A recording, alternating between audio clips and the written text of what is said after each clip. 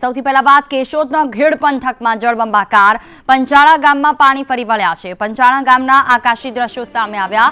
ઘેડ પંથકના અનેક ગામ સંપર્ક વિહોણા થયા છે। કેશોદનો ઘેડ પંથક જળબંબાકાર થયો છે। પંચાળા ગામમાં પાણી ફરી વળ્યા છે।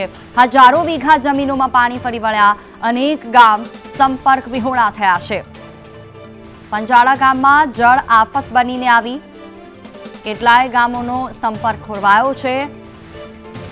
કેશોદના ઘેડ પંથકમાં મેઘો મંડાયો છે।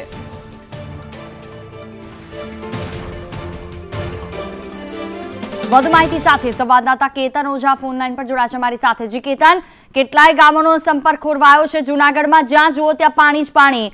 શું સ્થિતિ છે હાલમાં જૂનાગઢની? તો સંપર્ક નથી થઈ શક્યો, ફરી એકવાર પ્રયત્ન કરીશું। સંદેશ ન્યૂઝ પર એક્સક્લુઝિવ તસવીરો જૂનાગઢની આ કે જ્યાં જુઓ ત્યાં પાણી જ પાણી છે।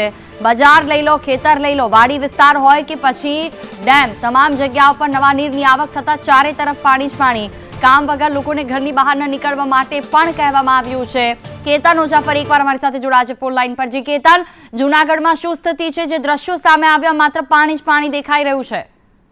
ચોક્કસ કે જે દ્રશ્યો જોવા મળે છે તે કેશોદ તાલુકાના ઘેડ પંથક વિસ્તારના કહેવાય છે। પંચાળા ગામ સહિતના જે ગામડાઓ છે તેમાં ફેરવાઈ ચુક્યા છે। આકાશ દ્રશ્યો જે જોવા મળી રહ્યા છે તેમાં હજારો વીઘા જમીનમાં છે તે પાણી ફરી વળ્યા છે। મોટા ભાગના જે વાવેતર કરવામાં આવ્યું હતું, મગફળીનો પાક અને સોયાબીનનો પાક છે તે સોથ પડી ગયો છે। અત્યારે હજી જે છે ઉપરવાસમાં ભારે વરસાદને કારણે સતત પાણીની આવક વધારો થઈ રહ્યો છે। હજી પણ આ ગામડાઓમાં જે ઘેડ પંથક છે તેની હાલત વધુ ને વધુ કપરી બને તેવી પરિસ્થિતિનું નિર્માણ થયું છે। જી બિલકુલ, તમામ જાણકારી બદલ આભાર। તો કેટલાય ગામોનો સંપર્ક ખોરવાયો છે। સંદેશ ન્યૂઝ પર એક્સક્લુઝિવ તસવીરો આપની ટીવી સ્ક્રીન પર। પંચાળા ગામમાં જળ આફત।